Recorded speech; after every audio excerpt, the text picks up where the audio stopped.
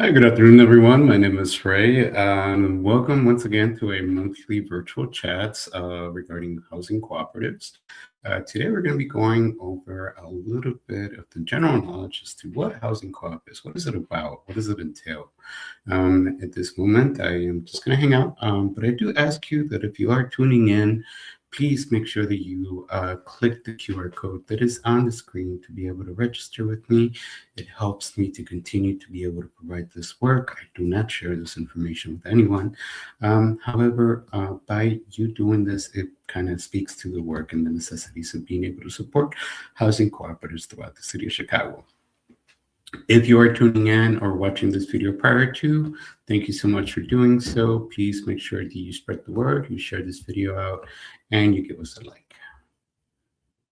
I'm also going to be dropping the link to the registration here in the chat.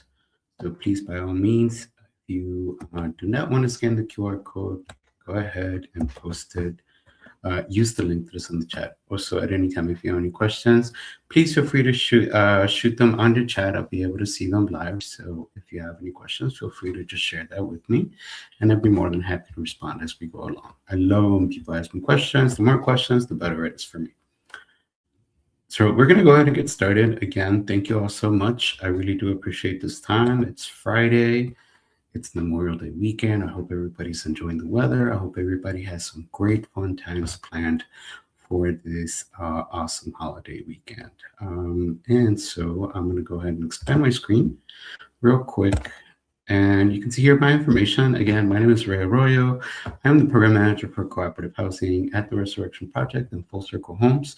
We are a housing advocacy department of the Resurrection Project. We believe that one way to empower our communities is through building generational wealth through home ownership. And we also want to make sure that people have the opportunity to be able to reach those goals. So if you have any questions, please, by all means, go ahead and inject them. If you'd like to have a further chat after this chat, you can always contact me at rayarroyo@resurrectionproject.org, or you can give me a call at the number on the screen. You also have my direct number, so you can also do that then, so you can speak to me directly. And I am also dropping my contact information in the chat box. So by all means, I invite you to reach out to me so that I can share my knowledge and share the resources that I have found throughout my time that I've been doing this project. I am always available to you, and I'm always able to help out. I love doing that. So right off the bat, let's talk about what a housing co-op is. A housing co-op is nothing new. It's something that has been around Chicago for quite a long time. And in the current city of Chicago, there's over 100 co-ops that are in existence and operating. So that means that this is something that has been happening for quite a long time. However, as we are building support throughout the city and neighboring areas, the city of Chicago has invested a lot of opportunities for us to be able to make sure that people are understanding what housing co-ops are, also making sure that we are creating avenues and opportunities for people to become members of co-ops. But a housing co-op basically is a model of collective ownership. That means that the residents are members of a corporation that owns the building, and they all participate in the maintenance and the operations of the co-op itself. That means that a corporation is owned by the members. So the people that live in the co-op, the people that are co-op members, own the corporation. The corporation owns the property. The member purchased a share of that corporation. So that means that you're not buying a mortgage like you would do in a conventional home. What you're buying is a portion of that corporation that gives you the right to live in one of these units. So we're not actually purchasing physical property like we would do a conventional home or a condo in that sense. What's great about it is that it's self-governed. So that means that every member has a vote and a voice. So everybody has equal representation, which is really, really wonderful. It provides a lot of support mutually and independently, and it also empowers people to take more control as to how they choose to live their lives in collaboration with the other members of the group. And it also operates in the benefit and the behalf of everybody that's part of that group, because obviously we want to make sure that this is our home, that it runs properly. So who runs the co-op? That's a good question, right? Well, the co-op is actually is governed democratically, so that means that it is all fair, it is all inclusive, and typically is self-operated. So that means that the members of the co-op or the shareholders are the people that have the authority in these housing models. The members will usually select by voting a board of directors, and the board of directors are members who are specifically supporting the co-op in specific functions, right? It could be the finances, it could be the record keeping, it could be decision making, and then also the monthly meetings or staying in contact. Everybody has a little bit of a role to play. Sometimes the board of directors are not necessarily people that live or are members of the co-op, but are trusted individuals that the co-op has voted into these roles. What's really cool about it is that because this is a democratic process, assignments for the roles in the board of directors are always swapped out, usually once a year, maybe more than that. So the leadership is always staying fresh. And then that way people are building that capacity because you're no longer able to do one thing, but you're learning to do so many different aspects of what it entails to run a co-op effectively. So in the board of directors, we have the officials, and those officials help those specific roles, right? Somebody can serve as the secretary. Somebody could be the person that is the legal recorder. Somebody could be the president who runs the meetings and makes sure that things get done. It all depends on the size of the co-op because every co-op is very, very unique and they all have different compositions as to what their board of director looks like. And then finally, the officials are the ones that oversee the administration. So who is in charge of the co-op operations? Typically, because this is self-governed, that means that everybody shares the responsibility of maintaining the property. And I will be talking to you about it shortly.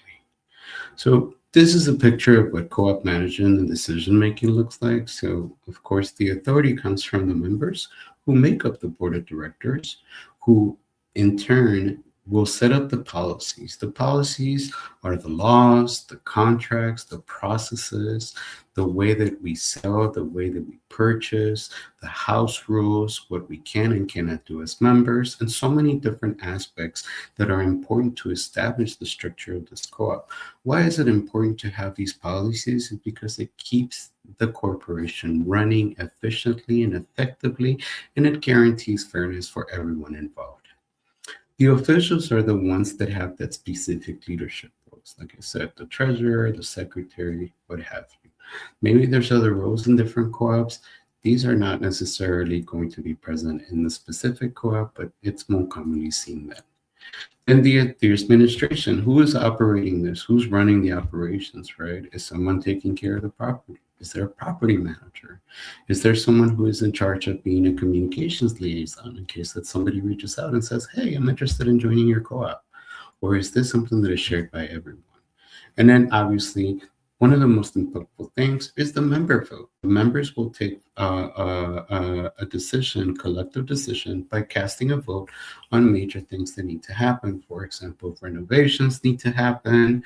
Also additionally, if, for example, the laws need to be changed because co-ops are always evolving. So that means that the laws that they started with might have to evolve throughout the years that they've been in operations. Also, the members also decide to vote on who joins the co-op. Obviously, because they're going to be people that you're living with, so you want to make sure that you are going to be selecting the right people to be able to join your co-op. You just don't want just anyone there. Just because I have the money doesn't mean that I'm going to be accepted into the co-op.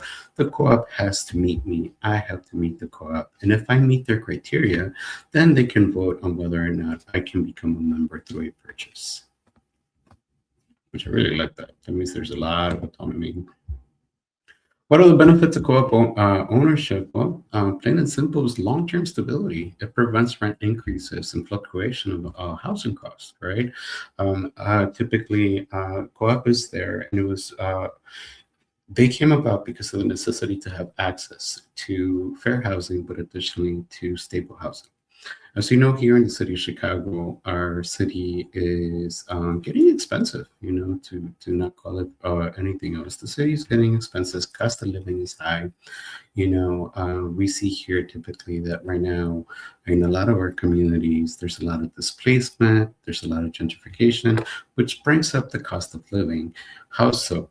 The properties go up in value, the property taxes go up in value, rent goes up. Purchasing a home in your community might not be an option for some people, or people just don't qualify.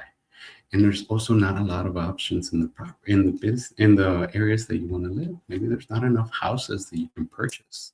And so housing co-ops actually come together so they can create that stability and permanence in the community, because you're coming together and sharing and combining your finances to be able to make a big purchase where you individually would not be able to do so. Usually, this is long-term stable because you have control of what that expense looks like. It is also great access to housing because it's larger units, high in demand areas.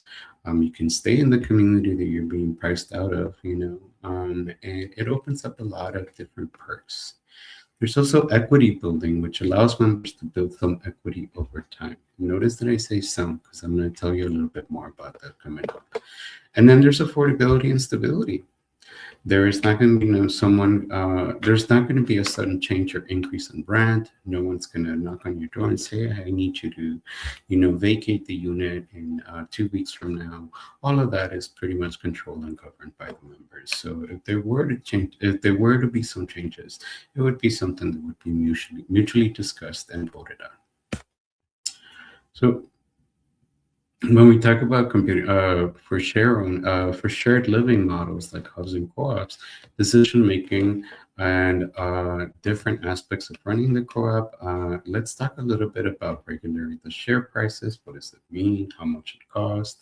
And then what does that mean to you as someone who's interested in investing in a co-op share? For buyers, this basically means that shares are purchased that grant you the right to occupy a unit exclusively. Remember, you're not buying realty. You're not buying a physical property. You're buying a membership into a corporation that guarantees affordability for you to live with more authority than you would from renting or living in a condo.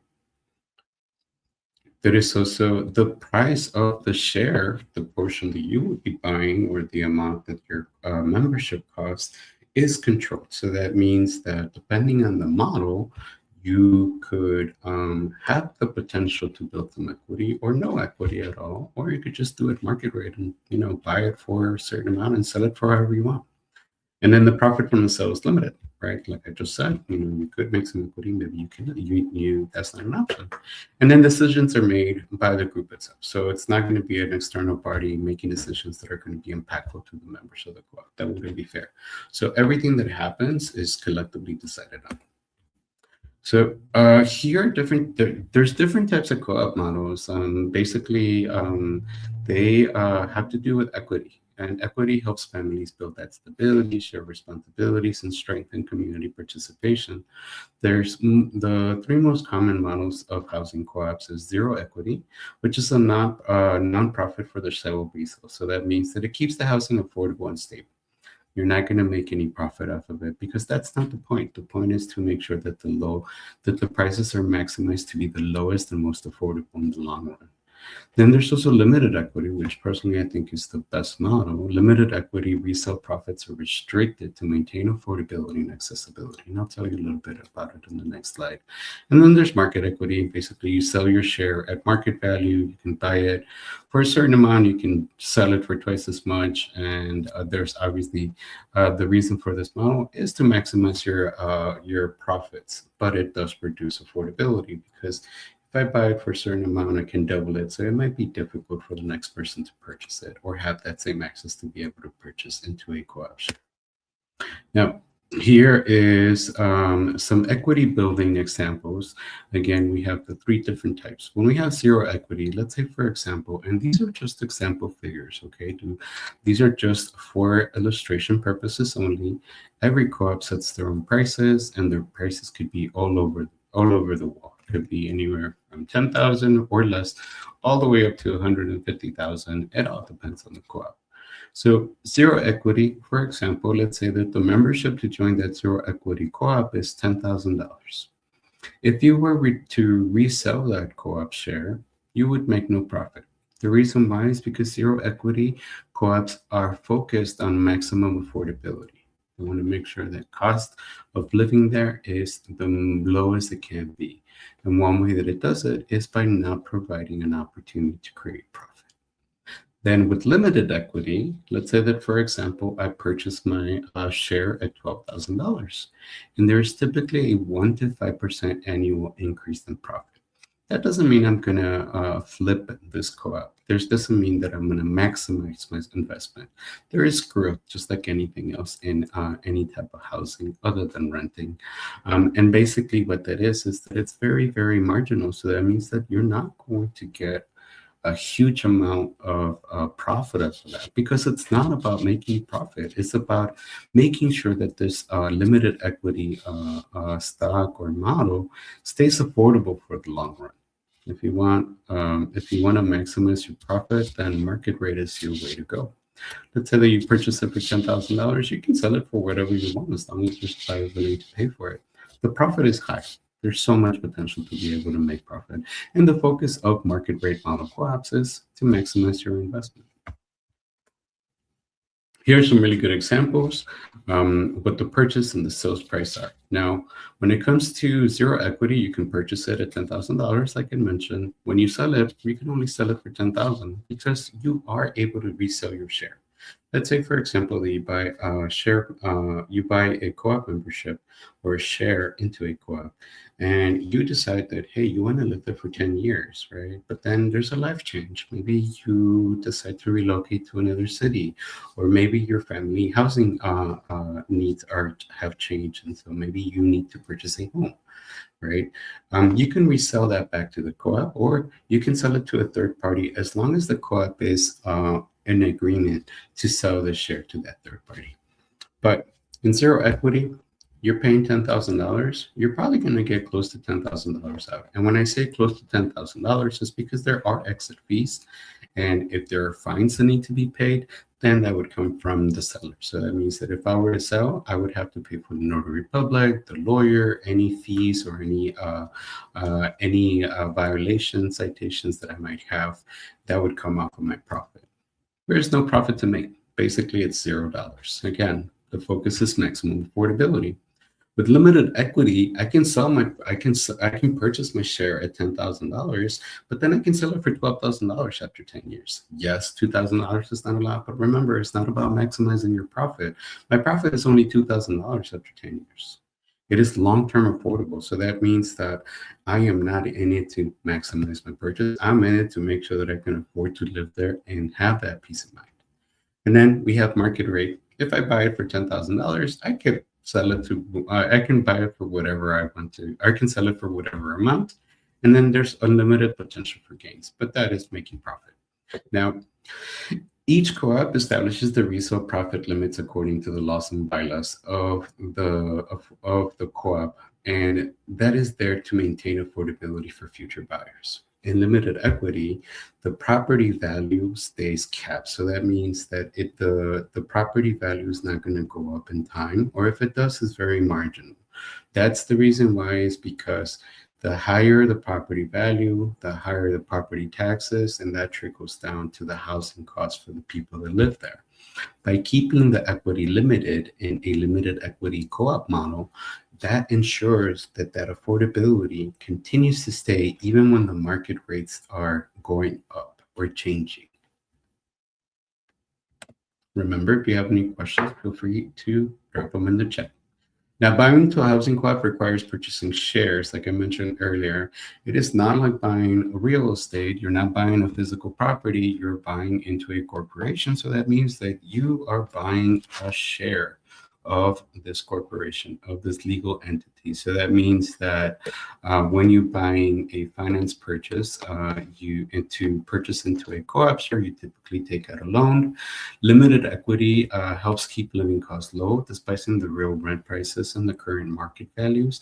And so one of the ways that people can have even more access to be able to purchase into these memberships is by financing their purchase. Now, something that I do tell people is that if you are interested in purchasing a co-op share, when you meet the co-op members and you meet with the board of directors to learn more about each other, to say, hey, I'm interested in joining, I'm interested in purchasing, a great question to ask is, do you work with financing? Some co-ops that are large scale may provide financing in-house, but most of the time, a member who needs to finance a co-op purchase will reach out to a bank institution. Normally, a lot of these banking institutions do not issue or do not have a share loan specific to co-op ownership. And the reason why is because the banks are still catching up to this model of housing. So that means that either you have to take out a personal loan with very high interest, or simply they will just deny you that loan, and that can close the door for your opportunity. But luckily, at the Resurrection Project, which is a CDFI, it's a community development organization that provides financial support through services such as lending. We do have put together one of these products that's specific to housing cooperative ownership. The home ownership is really important because we have fixed rates for stable monthly payments, and it's also inclusive. So that means that where you might not meet the criteria to be able to finance with a bank institution, you can actually come and talk to us and we see what we can do for you. This is a really great loan product because, again, it's not readily available. We are the only community organization at the moment that has this opportunity to be able to finance. And if you want to know more, you can actually reach out to Lending at Resurrection Project or give us a call at 312-666-1323, and you can connect with somebody in the team who will be able to follow up with you. Now, somebody was asking me, well, I mean, what's the point of lending, right? How does that work? Well, depending on the structure of the co-op, if I needed to finance my purchase, what I would do is that I would, try to get a loan. And if I qualify for the loan, I can take out a loan that will help me cover the cost of my share. Let's say that my share was $10,000. I take out a loan for $10,000. That means that I pay that loan out. Or the loan, in this case, TRP, will pay that total amount to the co-op on behalf of you as the member. And then you pay your carrying costs, which is, some of the service fees that cover property taxes. They also cover financial reserves. They cover any kind of city services, any combined shared expenses. But also, it brings down your property costs. Like, for example, if you're paying $1,000 to live in a co-op and you are paying without financing, you can say, you can actually say, oh, you know what, I pay $1,000. That $700 is my rental cost, and $300 is my carrying cost, what covers the expenses of the property. If you finance, that actually might come down because technically we've already paid off your share. So you would only have to pay the $300 cost or operational cost, and then you would pay your monthly loan amount, which could be lower. Now, I got a question here from Alyssa Corrigan Cuadrado. Does TRP share loans have a limit? Yes, typically they do have a limit. I believe that it's up to 150,000, but there is it's anywhere between 10,000 and 150. So that actually can cover, for the most part, a pretty decent purchase, right? Remember, the co-ops are anywhere between 10,000 all the way to 150,000. It all depends on which co-op you want to join. It's just kind of like houses, right? Some houses are more affordable than the other ones. It all depends on which house you want to invest in. So yes, TRP does have a limit of 150, but it's still pretty high compared to other opportunities that you might have when it comes to financing, either through a personal loan or a different type of loan. Now, one other thing that's great about our Co-op Advantage Share Loan is that we have a different criteria for applicants. Where in a bank, you typically have to have a credit score of 720 or above Here with us, we work with a lower credit score. We also work and consider I-10 recipients, where if you work to a major banking institutions, that might not be an option for you to pursue financing. Also, I do want to share very exciting news is that currently the Resurrection Project was awarded a grant for down payment assistance for anyone that's pursuing co-op ownership. That means that we will be processing applications and distributing funding for people that are wanting to purchase a co-op share. So that means that's specific for co-ops, not conventional homes. It is a really great perk, basically, depending on your finances and depending on your credentials. You can definitely tap into the subsidy. This is city subsidy, so that means that it is a program that was put together by the city. It is funded and is there to help people to be able to breach that inaccessibility gap. So stay tuned for that because I am waiting to hear final details. But if you're interested, I can definitely put in the page so that you can check it out. And you can visit our co-op info page, and you can find the link to that grant opportunity. It's called a Shared Equity Investment Plan, or SEIP. If you want to know more, please feel free to give us a call, and we'll be more than happy to connect you. Also, I am going to go ahead here and add, like I said, in the chat, I'm going to add these links. And then for general interest, I am going to go ahead and add the Housing Co-op resource page. In the resource page, you're going to find really awesome resources, general literature about housing co-ops, some vocabulary that you might want to get familiar with, especially if you're going to be pursuing ownership of a co-op. And then you're also going to find a couple of different guidebooks that are going to help you as you move along through your voyage and journey into becoming a member. My name is Ray once again, and I just want to thank everybody for your attention, everybody for tuning in today. I hope that you guys have a wonderful weekend, and I just want to leave you with this thought. Housing co-ops transform housing from a private, profit-driven commodity into a collective managed resource, promoting social justice, fairness, participation, and equal access to opportunities. More importantly, it empowers our communities, it allows us to stay in place, and it makes sure that we have a great quality of life because we're not bogged down by the burden of finances. Access to stable housing is a human right.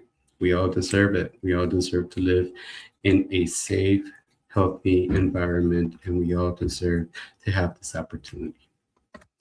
If you want to learn more, you can scan the QR code and it'll take you directly to the page, or you could always call us at the number on the screen, 312-666-1323, or you could always visit us at the resurrectionproject.org/co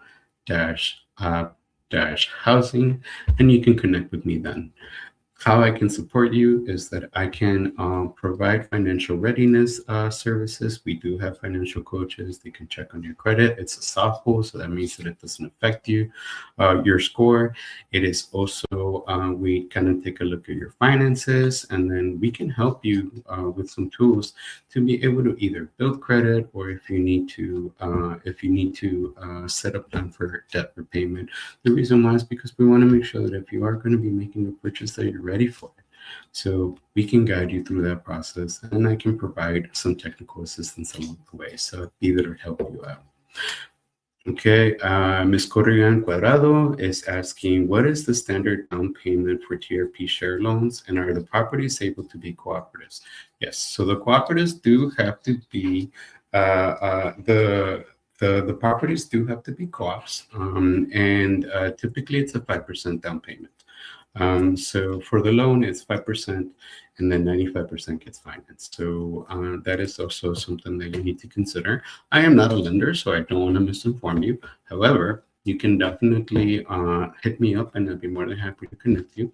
We do not force people to take our services. Our services are great, and so we want to tell people about them. However, if you do not want to take out a loan with us, hey, you don't have to. We're not going to force you.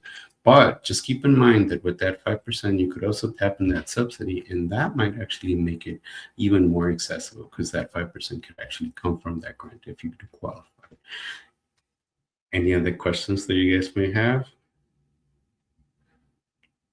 Awesome. Well, Thank you so much, Ms. Corrigan Cuadrado. Thank you so much for those questions. Please feel free to keep them coming.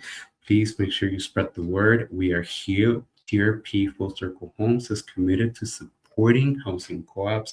We're committed to helping people achieve their dreams and their goals of becoming co-op members. And we respect and uphold the power and authority that co-ops have.